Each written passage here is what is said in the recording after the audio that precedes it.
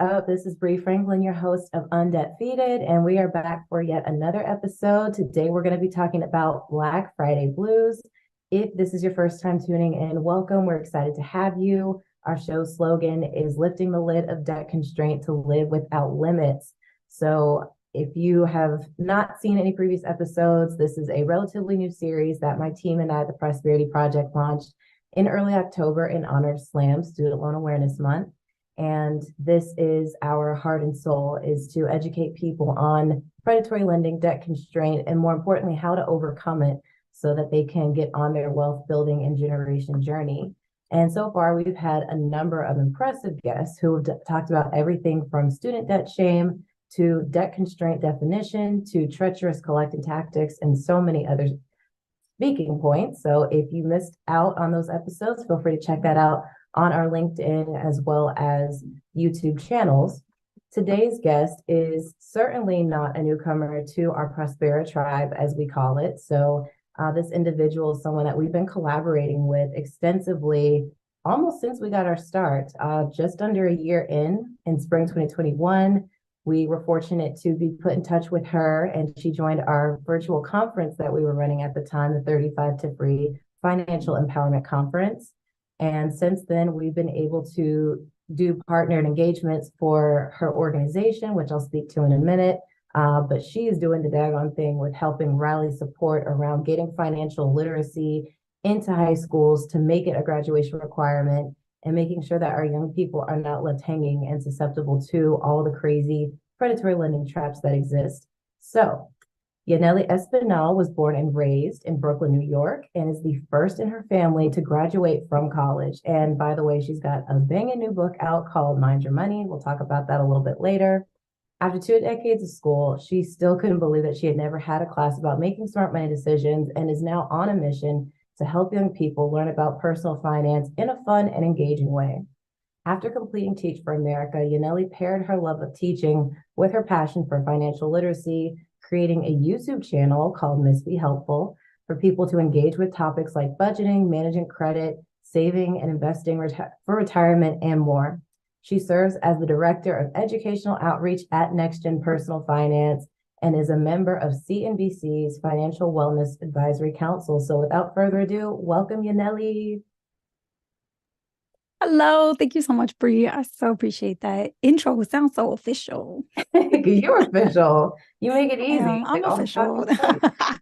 You got like the following, the book, the podcast. Like you Yes. are literally blowing up out here, and it's just a Thank you, beautiful thing boo. to see it unfurl in such a short amount of time. Thanks, love. I appreciate that. Because I mean, we see you got the poster behind you. Like that's Yes. dope. That's awesome. Thank you. I got to give a shout out to Tiffany, the Budgetnista, because I met with her a while ago. She just did like a mentoring and coaching session with me. There's so few women of color in the financial literacy space, period, point blank. So just even being able to connect with each other is like such a beautiful thing. But then she like threw a bunch of gems at me. She's like, you need to set up like a really beautiful, bright, colorful image of your book cover right behind you when you're doing interviews or you're doing press. It makes a big difference. And I Yeah. sure did go to, went right over to Kinko's and printed that thing and was like, yep, she was right. It does make a big difference. But yes, I'm so proud. The book came out in May of 2023, and it's just been my little contribution to the financial literacy education space, my story, my personal, kind of upbringing, and then also like personal pathway to finding out about the world of money, paying off debt, and like really becoming invested in understanding how money works and how to grow wealth. And then just kind of sharing that wisdom onto the next generation. Yes. And it's such an important thing to pay forward because I think so often, people get swept up in just, okay, now that I've made it, I'm going to kind of keep everything close to my chest. And they tend to Yes. withhold, right? And Mhm. your book is like an open, basically manifesto. In fact, Yeah. this wouldn't be a right interview if I didn't at least Ah, got yes. my There it copy, is. right? There it is. That was one of my challenges to myself this summer. I read 3 personal finance books, and yours was in Yes. that top three. And I needed that knowledge. And it was just so perfectly introduced where I was in my life. I I felt love like that. I needed a financial upgrade in terms of my outlook, my mindset, my game plan, and that was the perfect roadmap. So thank I you. love that. Yes, go you, go breathe. That is amazing. It's because oftentimes we think these things like, oh, I got to do this, I got to do that, but we get so overwhelmed that we never actually take the action steps. So the fact that you not only read one but three financial literacy books is like amazing. So your Yeah, hashtag goals, girl. I did my best. That was an easy time to pack it in because, as you know, this life in the nonprofit space can be ooh. Ooh, yes, all consuming. I've heard. Oh yeah, oh yeah. Indeed, indeed. Well, so I know that we've had a number of conversations, over our different collaborations. We've talked mostly about student debt, but as you know, for this episode, now that we are just coming out of, the first piece of the holidays, right? Thanksgiving and Black Friday, we're Yep. talking Black Friday blues. And as I mentioned to you when we were getting set up, even though I had already slated you for this topic, it was just the universe giving its extra stamp of approval when I saw on your Instagram on Black Friday that your note, right, that a person can make on their profile was, you can find me not shopping.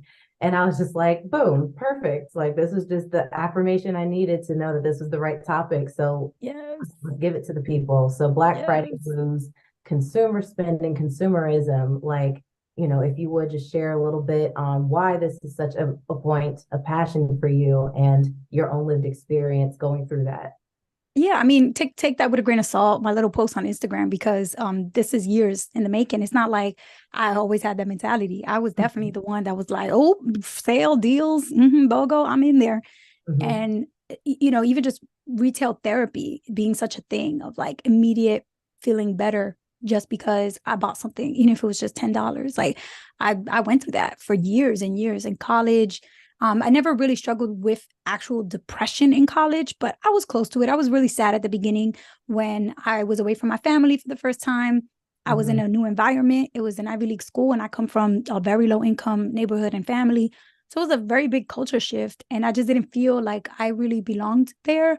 So I was definitely uncomfortable. It was a challenge for me mentally. And also like just linguistically, like I feel like I had to really push myself to like learn a lot of vocabulary and references like idioms and expressions and turn of phrases like really quickly, because otherwise everything was just going over my head. And being exposed to just a totally new environment, like of course it takes time to adjust. So I definitely used shopping and consumerism as a way to feel better about myself, A, because I felt out of place, and B, to try to fool other people around me into thinking that I do belong here. I got Uggs just like you. I got a Longchamp bag just like you. I got a MacBook Yes. just like you. You're not better than me. You're not different from me. And I don't know if that was so much me trying to fool them to believe it or me really trying to get myself to believe it, right? And putting myself on the couch here. But really, as I look back now that I'm in my early 30s and I look back at my early 20s, like, oh, I was a mess because I was so concerned with what everybody else around me was thinking about me and how they perceive me instead of worrying about myself. So for me, that was the trap. I fell into consumerism hard. And it wasn't just using all my money to buy stuff, it was actually going into debt to buy stuff. So I was using credit cards, maxing out credit cards to buy at first buy things that I needed, like textbooks and a laptop and school supplies and things. But once I saw how easy it was to swipe the cards, I just started to buy shoes and clothes and everything, accessories, and go out and pay for, food and drinks and events. And that's when I think it sort of just became dangerous. Mm, mm. And that's the whole piece of it. That's why we're calling it the blues, right? Because everyone, like the consumer industry, right? The marketing and the big machines that are trying to get people hooked and spend all their hard-earned money, right, on that Friday. Yeah. It's the blues because a lot of people are sacrificing their long-term financial betterment and success because they need that Yes. immediate gratification. And in Yes. the book, so this is great for people who have not yet read it. A great reason to check it out. Yanely shares very candidly being a college student, first gen Ivy, right? First gen college period, I believe, That's right? right. You're right. And Mm-hmm. being in that setting, right, where especially during that era, it was like Uggs and the track suits were the move, and you want to look the part, you want to look like you belong. And I think that's so real, and that's what gets people caught up is just, okay, if I don't act now, there's their opportunity cost or that Right. perceived like fallacy of, okay, if I don't do it now, then I'm just going to miss the boat. But I have to cash in on this deal for the flat screen. And Yep. yeah, no, I wasn't thinking about getting an Echo, but you know what? Why not? Right. And it's so much more psychological. And you and I talked about this too, just our own money traits where you talk in the book about toxic abundance. So Yes. that was very eye-opening for me. And I believe too that it's just too easy, especially for someone like me, where I want to say we've spoken on this. It's easy to justify and to just Yes. basically give myself permission because you think it's just too easy for me to call anything an investment. Like, do you know that I, a few weeks ago, sincerely tried to sit with myself and justify buying a pair of red bottoms? Like, Oh, in okay. all That's where you was at, seriousness, girl. I was like, girl, like looking at myself in the mirror, like, are you kidding me? Like, absolutely not. Because I just, again, like you talk about the wanting to belong, right? Yes. Being Yes. a nonprofit founder and recently a tech founder about to move to New York, like there's all these status symbols that people tend to ascribe to where Right. people get in a place in life. And Right. you just feel that pressure that you put on yourself, like, okay, I've got to look like the rest of y'all and I got to look like I belong here. And yeah, so thankfully I was able to actually lean on the knowledge that you shared in the book. Yes. Be like, what would Yanely say?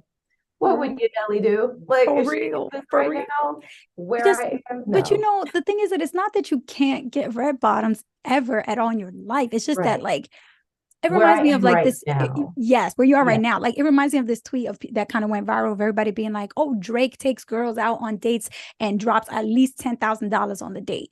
He just raised the Mm, bar for guys across the board. Dudes got to pay attention. You want to take me on a date? This is the bar." It's like, no, that is the bar for Drake. That's what he's Drake. doing for himself because at that time he was worth like $25 million. So if you take $10,000 and divide that by his total net worth of $25 million, that's like 0.0004% of Yeah.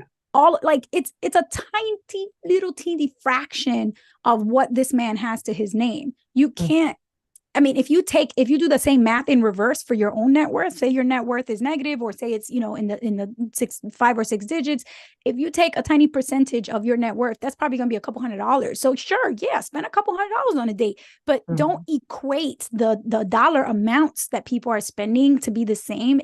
You have to think of it as like a fraction of what my yeah. financial picture looks like right now. So I would say that's like the driving, I think, shift in the mindset for me. It's like people will be like, oh, but you can't deprive yourself, but you're going to be miserable. It's like, no, it's about being tactical and looking at the numbers and make sure the math is mathing. Like, okay, if it's this percentage or less, then I can afford it. But if it's more than this percentage of everything that I have or what I make in a month, then that's called breaking the bank. That doesn't make sense for me. Like it doesn't have to be right now. It can be a goal and I can, get that when I reach a certain place financially, right? Or goal. But the fact that we just want what we want when we want it and we don't go Mm. back to do the math, that's really the problem. It's the fact that it happens immediately so quickly without really giving it any thought.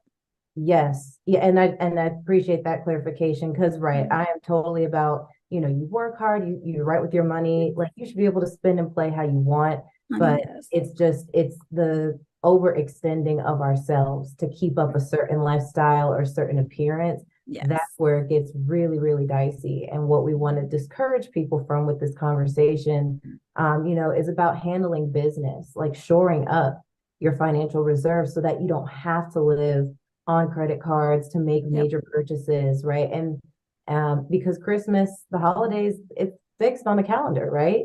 We know exactly when it's coming. And Every so it's year. about that forethought and planning in advance.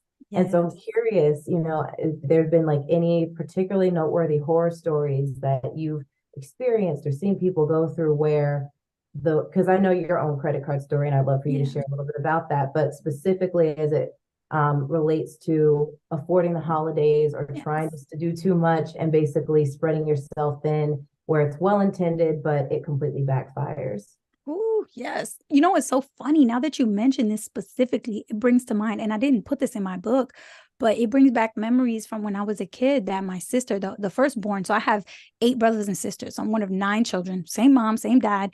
And because we're the first generation Americans, so my parents immigrated here, my parents didn't really do Christmas like American Christmas. Like it was very simple. They grew up very, very rural, middle of nowhere, wooded Dominican Republic, like up in the mountains, super poor. And they didn't have much, so it wasn't a big thing. But then coming to America, there's this shift around the holidays and all of the shopping and gifts under the tree and Santa Claus. It's like there's so much, right? That just starts to that like it just takes over, and you feel like if you want to assimilate and you want to blend in and be American, you're gonna do all the things and look the part.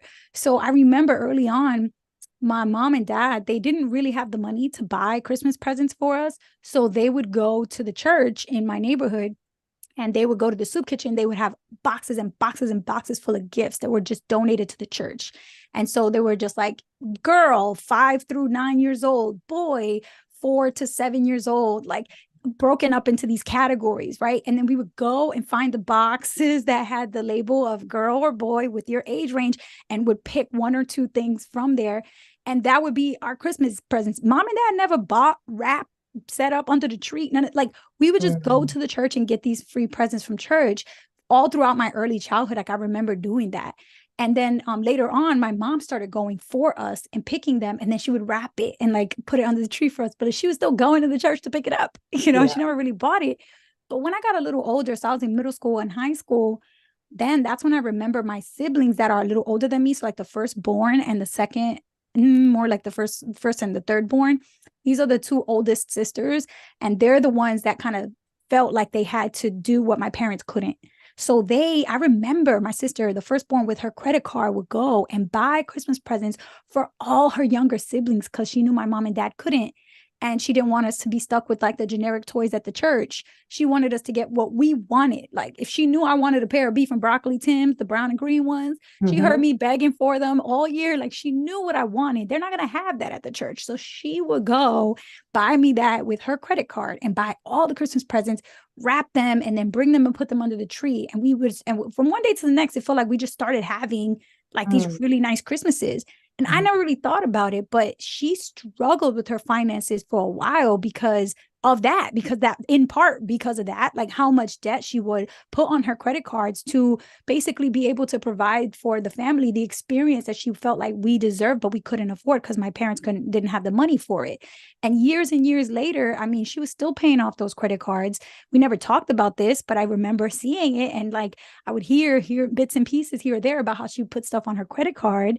And later on, she struggled also with trying to buy real estate and she had a foreclosure. She had a lot of credit issues. And now it's like all in hindsight, I think back to how much pressure she felt being the firstborn in our family to have to like make that experience for all of us and make those memories for us. So I do think oftentimes it's more than financial. It's this psychological and emotional pressure that we feel, not just the financial pressure.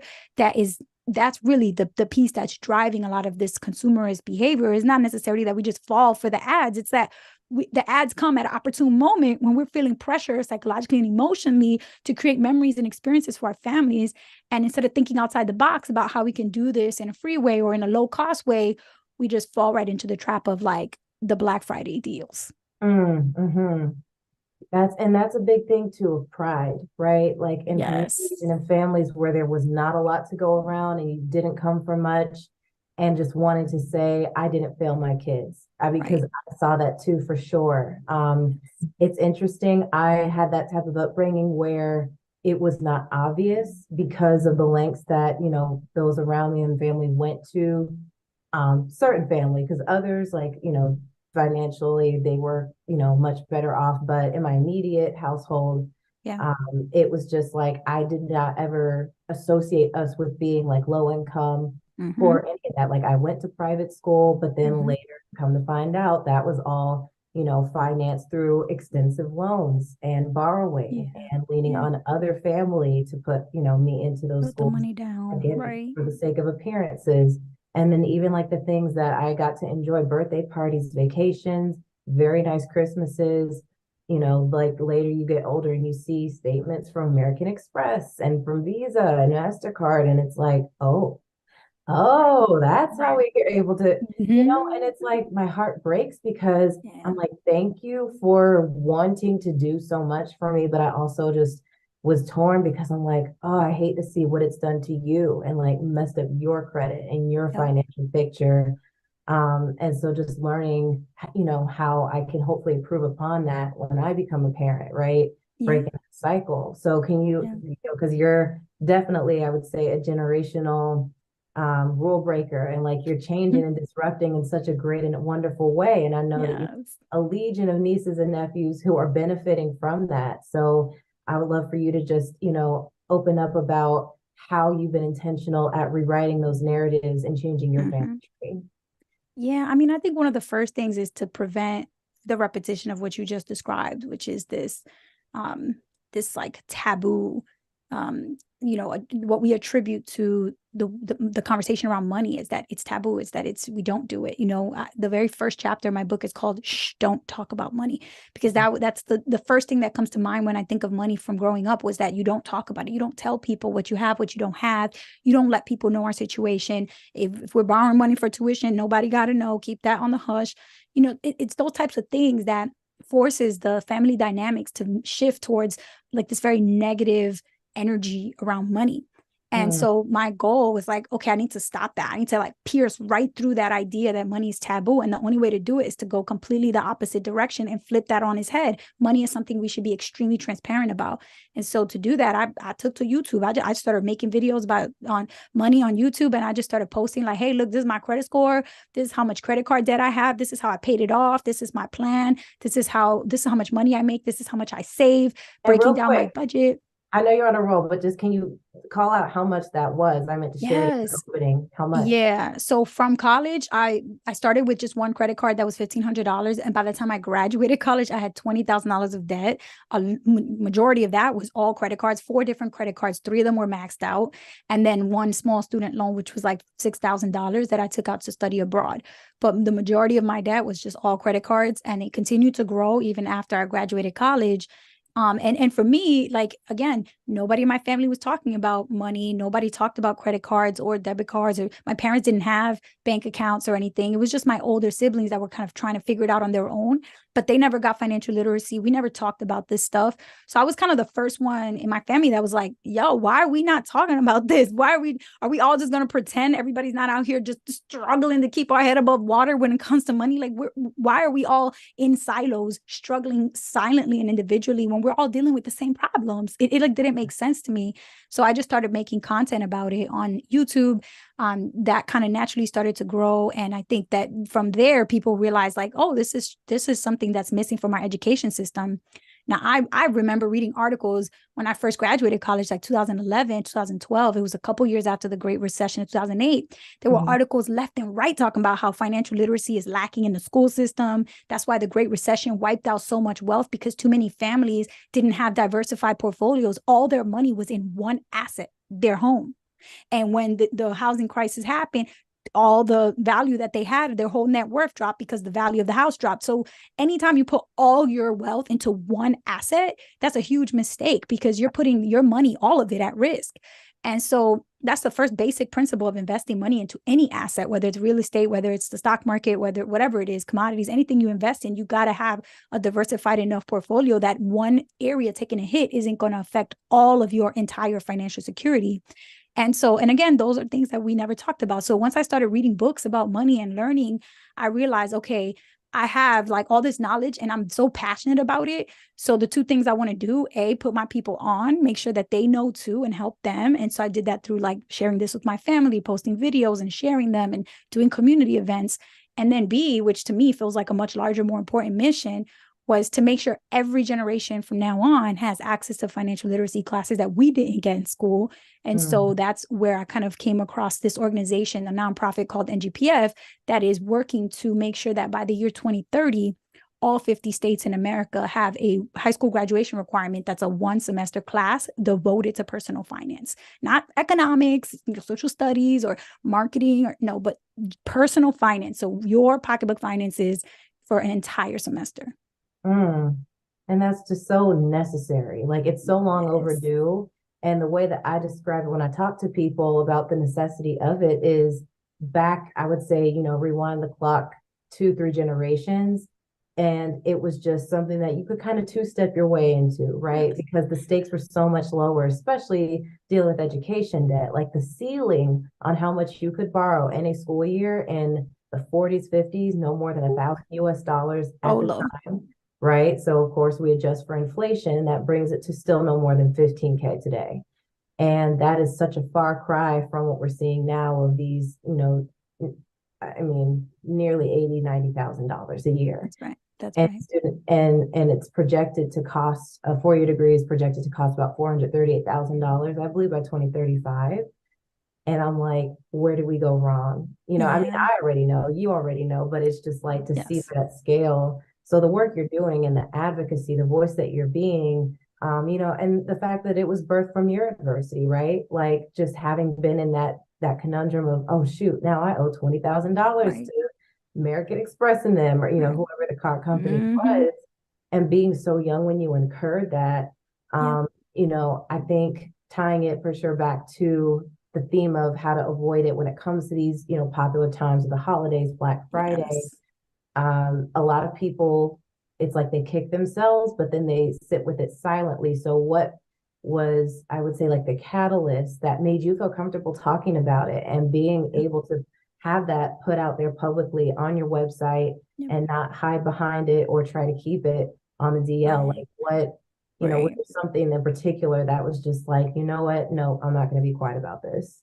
Yeah, I mean, the way I see it, and I put this in my book, that I perceived it to be a choice between two paths. Any actions that you take either going to fit under the path of you are working towards progressing your wealth, your family's wealth, your future family's wealth, generational wealth creation. Like you're trying to move forward to breaking generational cycles of poverty. Because my grandparents were poor, my parents were poor. I don't want to be poor, and I don't want my future generations to be poor. So I have to do something now that's going to break that cycle.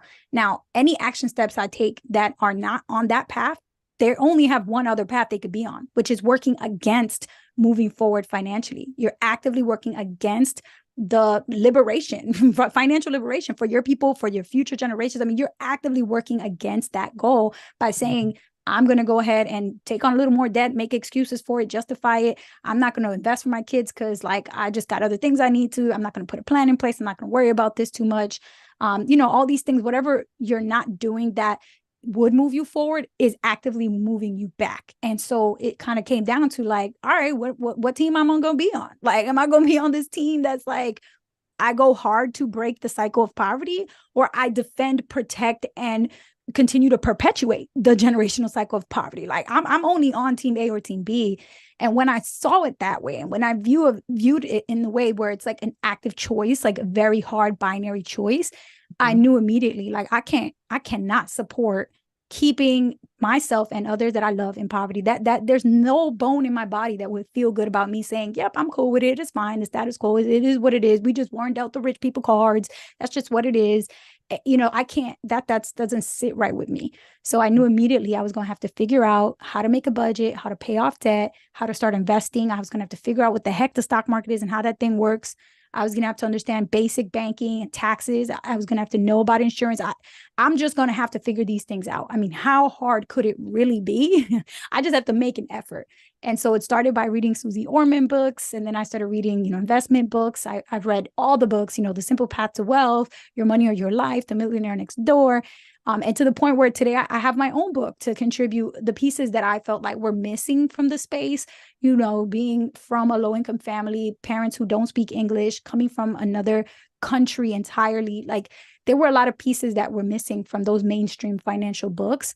And so I wanted to make sure to include those pieces, why it is that communities of color don't trust financial institutions. I made a whole chapter for that in my book, in particular, Black communities in the United States. And then I talked a lot about, how credit is broken and how the credit system needs to be fixed. Like there's a lot of criticisms around credit. There's some benefits and positive aspects to it, but it needs to be improved so that it can actually equally serve everybody who borrows money in this country. Right now, it's definitely far from equal. So I just knew like, okay, if I'm going to, do anything with money, it's either going to be in camp A or camp B. And that kind of forced me to choose one and just commit to it. Yes, just knowing that it's a very basic decision and that you are the starting point and red pill, blue pill, like you That's choose right. your destiny. That's right. And I And you think, know up front, like red pill, blue pill, you don't really, with this choice, you know exactly what you're yes. choosing.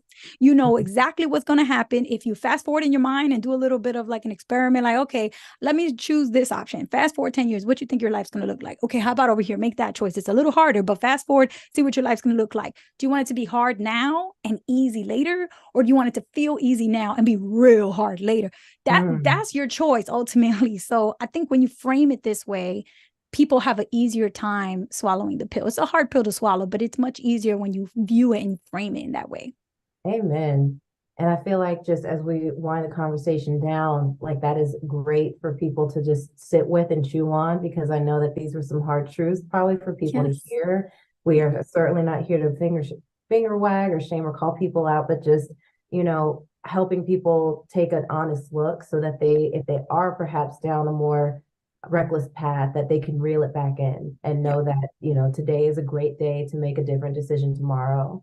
I And love that. so my Briism for this, I always try to incorporate once every episode is choose your heart. So that's certainly far from original because I've seen a lot of iterations of that, but I think it just boils down to those words. Yes. Being wealthy, they say, can be hard. It's a different type of hard, but as so many more people know, being broke and poor and struggling is also quite It's hard. also So very hard. choose your heart. Yes. So what would your Yes. advice and action be? Yeah. I mean, I think in terms of action is, pick one topic under the financial literacy umbrella that you maybe have been curious about and you really want to sharpen up, like whether that's investing, whether that's setting yourself up for retirement, whether that's owning your home, pick one topic, right? What is it? And just try in the next couple weeks to become as close to an expert as you can in that particular topic. We're not talking about all the things with money, just one area. Because if you try to do everything, you just overwhelm yourself completely because there's so many areas to learn about. So if you just focus on the one that you're most curious about or that you kind of already are, half foot in, half foot out, like just go all the way, really try super hard. I would say read articles, listen to podcasts, look up videos on YouTube, read articles online, books. Try to start in ways that don't really cost a lot of money. I wouldn't recommend dropping $3,000 on a course. Like, don't Right. take that route because there's so much free educational materials out there. Start with that first. And that is going to give you a boost of confidence that will then start to be contagious, because now it's like, oh, I have confidence with my retirement plan because I did that in a couple of weeks. Now I feel like I can do this with my debt repayment plan too. Like now I can do this with my credit score. Now I can do this with my bank accounts that I haven't fixed that up. Like it can just start to create this ripple effect to the other aspects of your financial situation, but just start with one so that you don't overwhelm yourself. Excellent advice, because I actually wouldn't have even thought to offer that as advice, but that's very sage. And Yeah. you of all people, have got it down pat. So thank you again, as Thank always. you. It's always a pleasure to be in conversation. You're constantly pushing and challenging me, both directly and inadvertently, just by following your example, keeping up with the great work you're putting out into the world. Thanks, So boo. continued best wishes and love and just, so much support for everything that you're working on. And, of course, we'll be having you back for another episode or two this season because this is Yes, just part one. Like we could that's talk so right. much more. Girl, yes. All of that right back at you and the Prosperity Project. And just let me know the date and time. I will be back. You already know it. Thank you so much, everybody. We hope you enjoyed this as much as we did. Check back next week for another episode and happy holidays.